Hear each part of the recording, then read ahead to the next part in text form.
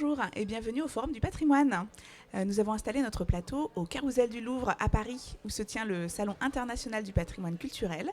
Pour la troisième année consécutive, le Forum du patrimoine est organisé par le magazine Atrium et Atelier d'art de France, avec le soutien de la Fondation France Bois Forêt pour notre patrimoine. À mes côtés ce matin, deux invités pour venir parler de la réaffectation des bâtiments patrimoniaux. Je me tourne à ma gauche. Bonjour.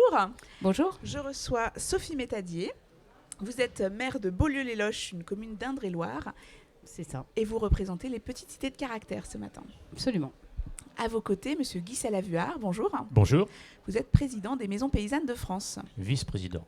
Vice-président. Alors ce matin, donc, la réaffectation des bâtiments patrimoniaux. Pourquoi faut-il trouver un nouvel usage à nos bâtiments patrimoniaux ? Écoutez, on peut commencer en citant Viollet-le-Duc. Viollet-le-Duc écrivait, la citation n'est pas tout à fait exacte, la meilleure façon de faire vivre un édifice, c'est de lui trouver un emploi. On pourrait généraliser à l'espèce humaine, mais ce n'est pas notre propos de ce matin. Et il avait, je pense, bien raison, parce qu'il faut se souvenir que tous les édifices qui nous entourent, lorsqu'ils ont été conçus, lorsqu'ils ont été construits, ils répondaient à un usage, à un besoin humain, individuel ou collectif. Et puis au fil du temps, ces besoins, ces raisons d'être ont pu évoluer ou disparaître. Il existe, donc, nous connaissons tous, des gares sans train, des usines sans ouvriers et même des édifices cultuels sans fidèles, voire sans clergé.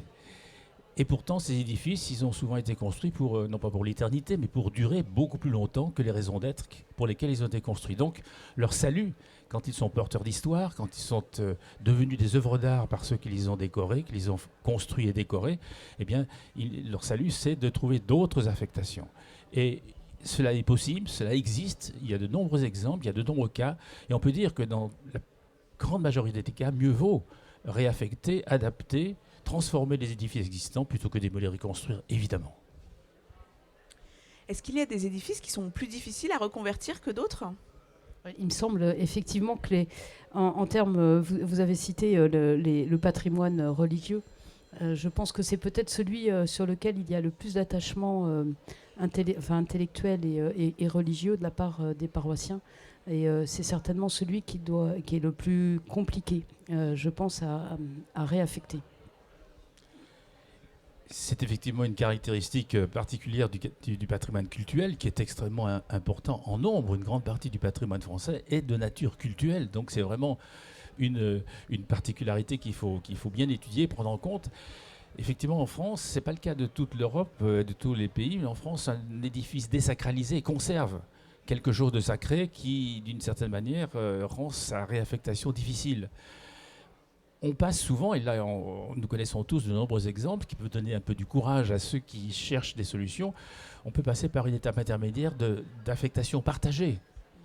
Il existe de nombreux édifices qui ont été propriété des communes, restaurés par les communes, souvent avec des difficultés, en allant chercher et tirer beaucoup de sonnettes pour trouver les financements, et ensuite gérer avec le concours d'associations, avec le concours de la société civile, qui partagent l'usage, qui partagent le temps, tout en respectant l'affectation initiale, respectant l'affectataire, et puis ce que porte l'édifice en matière de mémoire, en matière d'histoire. Il y a des solutions intermédiaires, et puis à terme, il y a d'autres solutions. Peut-être le salut, c'est une affectation temporaire, parce que, qui sait, dans 200 ans, les églises seront peut-être à nouveau pleines, je ne sais pas, je ne serai pas là pour le voir, mais il peut y avoir des périodes transitoires, et l'affectation partagée, puis modifiée, peut être le salut de ces édifices qui sont des édifices patrimoniaux. Oui, on peut aussi imaginer des interventions qui ne seraient pas trop impactantes sur le monument, avec des aménagements réversibles aussi qui permettraient de conserver justement ce que vous disiez de l'usage initial du bâti ancien. Il y a déjà des exemples, on connaît d'assez nombreux exemples. Peut-être parlera-t-on aussi d'autres types de patrimoine que le patrimoine cultuel, mais c'est celui qui est effectivement le plus difficile à traiter.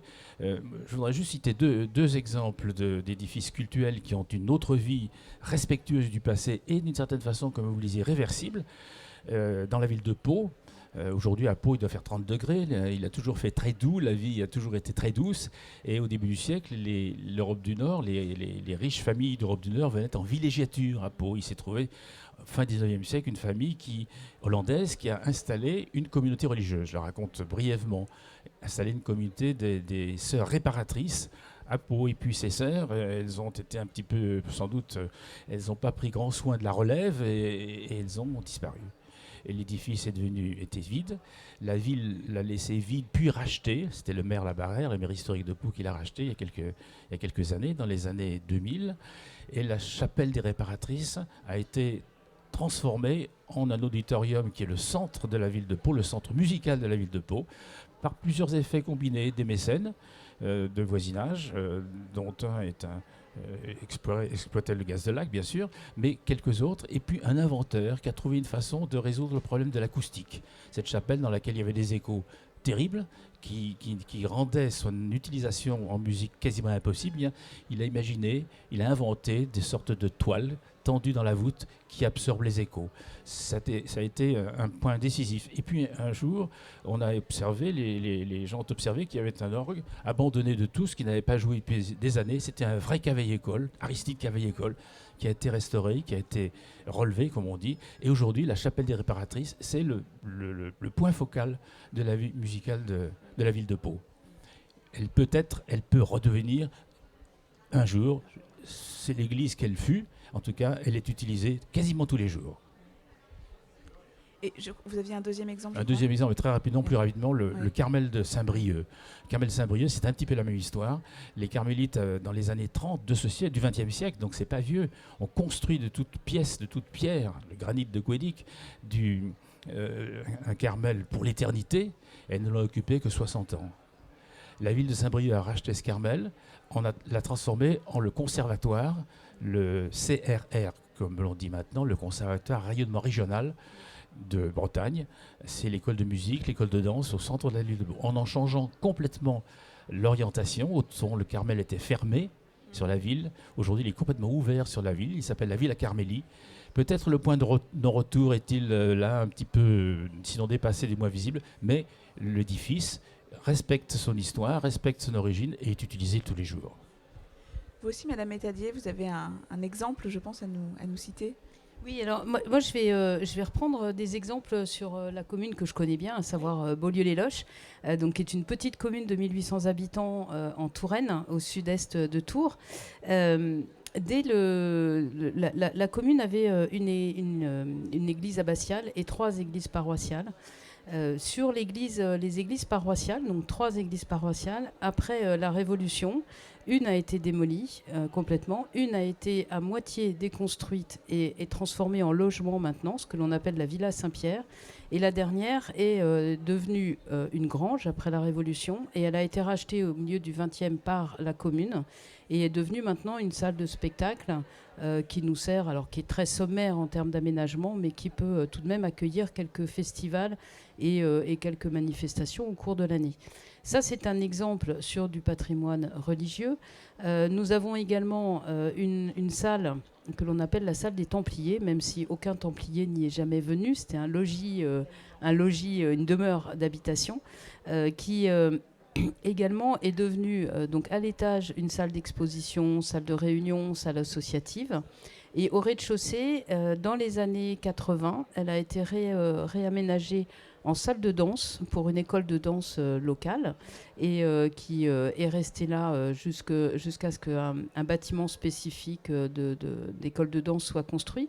Et maintenant, elle accueille le centre des métiers d'art de la commune avec une boutique éphémère et un lieu d'atelier qui sont partagés entre tous les métiers d'art de la commune. Autre exemple encore, pour dire que la réaffectation, le réaménagement de bâtiments patrimoniaux est quelque chose qui se pratiquait déjà depuis longtemps. Une ancienne usine, donc patrimoine industriel, située vraiment au cœur de la ville, où l'usine a été délocalisée. Alors dans la ville d'à côté, hein, c'est pas dramatique, mais l'usine, elle, est restée en place et elle a été transformée par la communauté de communes entre 2005 et 2008 en lieu d'accueil de la maison de l'emploi, la chambre des métiers, etc. Donc un certain nombre de missions locales et puis également salle de sport, salle de tennis, des bureaux, un centre d'éco-construction, enfin voilà. Donc ça aussi c'est un exemple que l'on peut que l'on peut citer. Est-ce que le patrimoine industriel est un patrimoine? Mais là, dans ce cas précis, j'en suis absolument convaincue. Je sais que j'ai d'autres exemples encore, mais voilà, pour citer une petite commune de moins de 2000 habitants, si on recherche bien dans son patrimoine, la réaffectation, le réaménagement des bâtiments existe depuis fort longtemps, et je pense que c'est un enjeu extrêmement fort pour conserver notre patrimoine et lui redonner un usage, et lui redonner une fréquentation, une utilité, et conserver surtout la vie et la cohésion de la population au centre de la ville.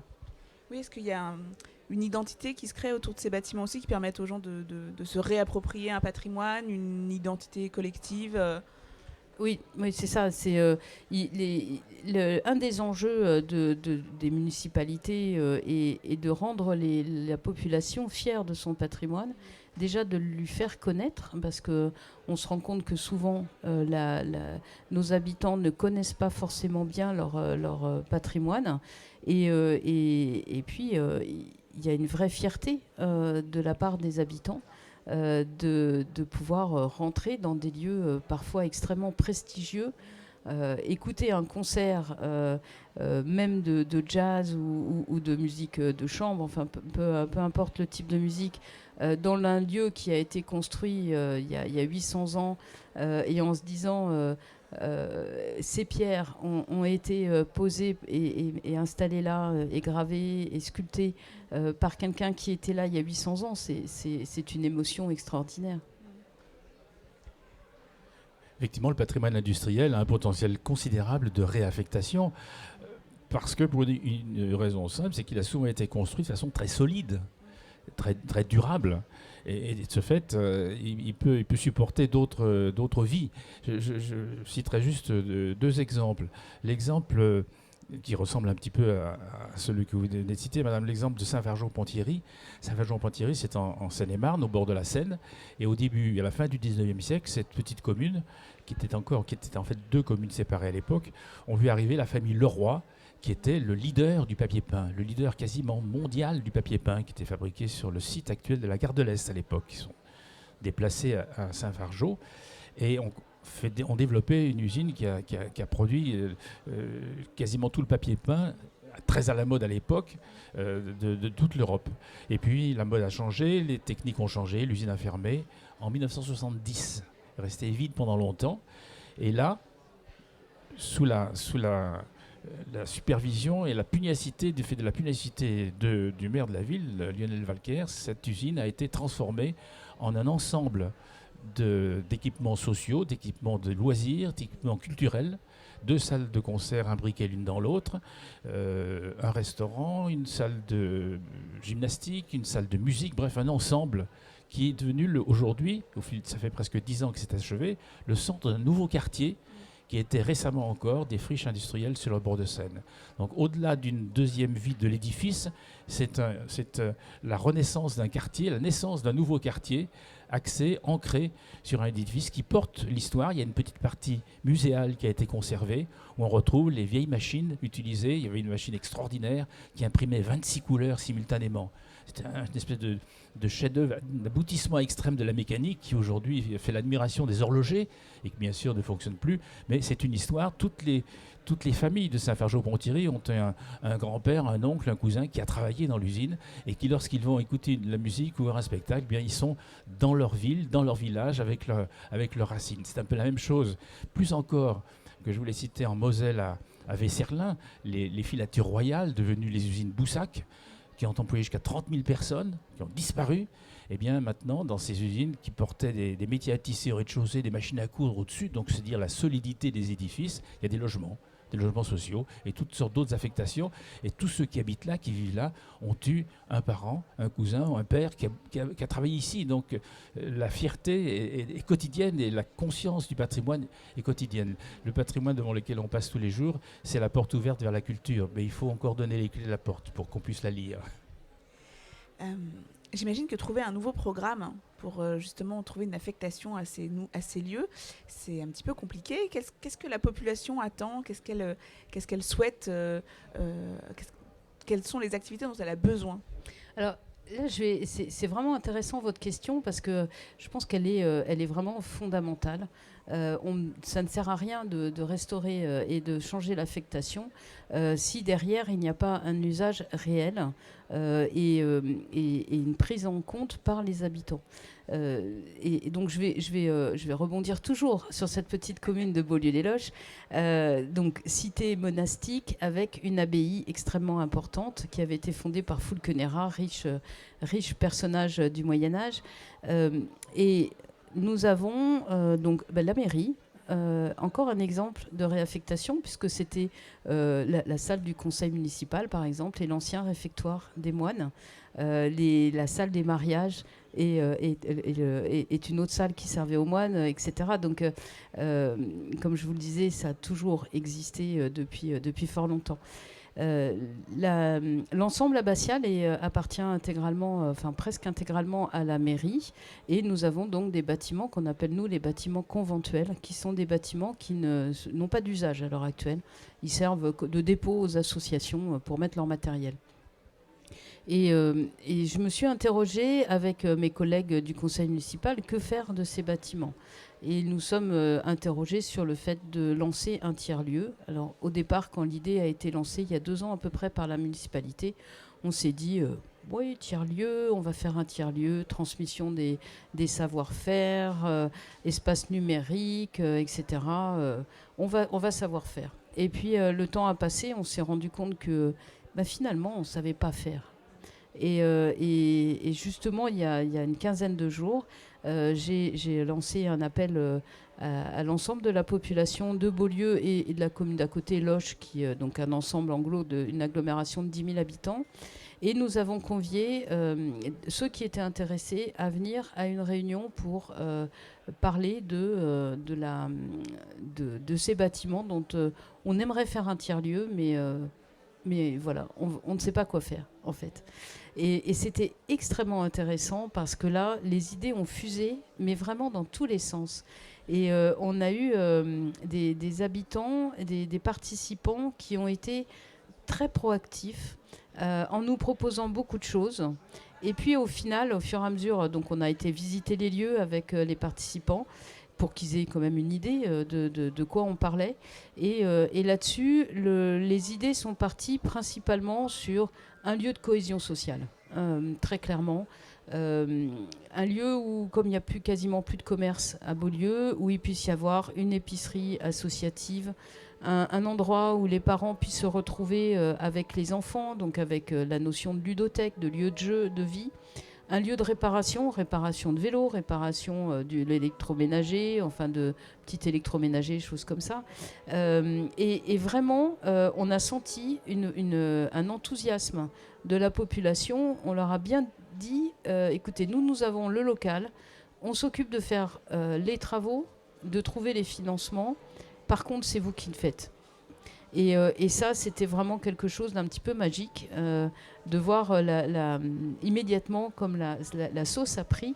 Et on a maintenant une belle étincelle. Et il faut souffler sur l'étincelle pour que ça prenne et qu'il y ait vraiment quelque chose qui se construise par la population dans ce site. Donc voilà l'importance on revient toujours à ça. Réaffecter du patrimoine, c'est intéressant si la population, les touristes, enfin les personnes que ce soit un lieu vivant. Je vais un peu répéter ce que vous dites, madame, parce que c'est vraiment une conviction, aussi bien de l'association Maison Paysanne que de la Fondation du Patrimoine, que je représente aussi, c'est que restaurer pour restaurer, c'est pas notre office, nous autres acteurs de la société civile. Par contre, il faut restaurer pour qu'il y ait je reviens à la citation de Viollet-Duc, pour qu'il y ait un usage, qu'il y ait un emploi. Et ce que recherchent les habitants de la proximité, c'est de retrouver leurs racines, se reconnaître, se souvenir, être dans leur champ, dans leur jus, si je puis dire. Et je cite un exemple qui est un petit peu inattendu, c'est celui du patrimoine nucléaire. On a été saisi récemment par des associations de la Drôme autour du site du Tricastin, où il y avait cette énorme usine de Rodif qui a été démantelée il y a presque 20 ans maintenant, et qui était... dont beaucoup d'éléments ont été déjà démolis, en cours de démolition. Et il s'est levé une réaction à cette démolition, en disant, mais ici, on travaillait des générations. Le nucléaire, il a 50 ans, et des générations d'ouvriers, d'ingénieurs, de techniciens, d'opérateurs ont travaillé ici. Auparavant, c'était l'hydroélectrique. Il y a dans la vallée du Rhône toute une tradition de génération électrique. Tout le monde, là aussi, a une famille, et dans sa famille, il y a eu des parents qui ont travaillé là. Donc, rayer ça de la carte, comme le souhaitaient, ils sont moins nombreux aujourd'hui, les antinucléaristes obstinés, ils sont moins nombreux maintenant. Mais ce n'est pas le projet de la population, ce n'est pas le projet de ceux qui sont autour. Donc, il y a un usage à trouver. Ce n'est pas évident de trouver l'usage de l'ancienne usine de Rodif, mais il y a certainement des éléments. C'était tellement grand, tellement gros, tellement costaud, tellement durable. Il y a évidemment des usages, et on construit probablement des centres logistiques, des ensembles de logistique qui ressemblent un petit peu, qui abritent des camions, alors qu'on pouvait abriter des chaudières. Donc il y a certainement dans l'imagination la place pour trouver de nouveaux usages. En tout cas, respecter l'histoire, respecter la mémoire, c'est une des préoccupations, c'est une des motivations des populations de proximité. Oui, je vais terminer, enfin, je vais continuer peut-être avec un autre exemple dans la commune voisine de Loches, Loches qui est la capitale en quelque sorte de la Touraine du Sud, un lieu, enfin un secteur extrêmement agréable et à proximité de Paris puisqu'il faut 2h30 pour venir. Et là, c'était un palais de justice. Le palais de justice situé évidemment en plein centre de la ville, bâtiment assez imposant, bien construit, etc. Le palais de justice est déserté par la justice il y a une vingtaine d'années. Et la question s'est posée de que faire de ce bâtiment. Donc un certain nombre d'habitants nous ont dit il faut en faire... on dit à la mairie de Loches, il faudrait en faire la mairie, qui elle-même est dans un bâtiment du Moyen-Âge. Il y a des idées qui sont sorties comme ça. Et là, depuis un an maintenant, c'est un hôtel 4 étoiles absolument extraordinaire, avec des chambres magnifiques, avec un réaménagement complet du site, et avec un restaurant et un bar ouverts à tous. Et c'est pour tous les habitants de Loches un lieu assez magique d'aller dîner là, sur une grande terrasse qui donne sur la cité royale de Loches et les remparts de Loches. Enfin, voilà, on a là encore un usage encore différent et qui marie vraiment la fréquentation par les touristes qui viennent dans cet hôtel exceptionnel et en même temps les habitants qui viennent fréquenter le restaurant et le bar avec un grand plaisir. Il y a également des salles de réunion. Enfin, voilà, on est vraiment sur un usage... un réaménagement, je dirais presque parfait. Tous vos exemples sont très intéressants parce qu'on sent aussi une grande part d'innovation. Finalement, il faut imaginer des nouveaux usages et c'est là aussi qu'est la part belle finalement pour l'avenir. Ça laisse une part de création très, très intéressante. Oui, je pense que on a encore beaucoup de choses à inventer et les usages évoluent en plus avec le temps. C'est vrai que des usages plus classiques que l'on avait avant, salle de spectacle, etc., on a maintenant des choses qui évoluent et qui sont intéressantes et il faut, je pense, laisser aussi la population se saisir des questions. Pour revenir à l'usage des édifices cultuels, on commençait par ça tout à l'heure en disant que c'était le plus difficile, je pense que très souvent la revitalisation de centres-villes ou de centres-bourgs qui ont perdu les commerces que vous citiez tout à l'heure, eh bien, est animée, est activée par le nouvel usage de l'édifice central que constituait l'édifice cultuel. Remettre l'église au centre du village, c'est un proverbe et une formule, elle est réelle dans ce cas-là, et on observe assez souvent que la réaffectation ou l'affectation partagée de l'édifice cultuel central conduit à un retour d'activité, un retour de qualité de vie, un retour de qualité de cadre de vie qui fait que de nouveaux habitants ou les habitants qui étaient en train de partir reviennent. Il y a une évolution, une évolution des motivations qui est souvent ancrée tout de même sur l'histoire et sur la mémoire que représente l'édifice central qui est l'édifice cultuel. donc un enjeu majeur pour l'avenir, cette réhabilitation de nos bâtiments anciens. Oui, et ça croise parfaitement les enjeux de zéro artificialisation nette qui sont prônés par le gouvernement avec justesse, je pense. Mais les décrets d'application de la loi et l'obligation d'arrêter de consommer des espaces naturels, agricoles et forestiers, je pense, et puis la qualité de vie en centre ancien nous impose d'une manière très claire de réaffecter, de renaturer, de revoir notre manière d'aménager et de construire et de réhabiliter. Je voudrais juste ajouter très brièvement juste un mot sur le rôle des associations de défense du patrimoine, qui sont des associations locales et très souvent très calées sur la nature, la qualité des édifices qui les entourent, et très compétentes aussi sur l'attente des populations, la motivation des populations alentour, la concertation avec ces associations locales. C'est un élément qui conduit au compromis, qui conduit aux solutions intermédiaires, qui conduit aux affectations partagées, qui sont une part de la solution au problème que l'on pose. Oui, et je compléterai avec l'exemple des petites cités de caractère, qui est donc un réseau national qui se décline ensuite régionalement et départementalement. Et où que l'on aille dans ces petites cités de caractère, on est forcément dans une commune qui a du patrimoine et qui forcément a réfléchi à mettre son patrimoine au cœur de son développement. Et à partir du moment où on réfléchit au patrimoine en termes de développement, on pense forcément au réaménagement, et je pense que toutes nos petites cités de caractère, qui sont plus de 200 en France, toutes recèlent des exemples de réaffectation et de réaménagement de bâtiments patrimoniaux. Posséder du patrimoine pour une commune, c'est une charge, mais c'est surtout une chance. Ah, je suis 100% d'accord.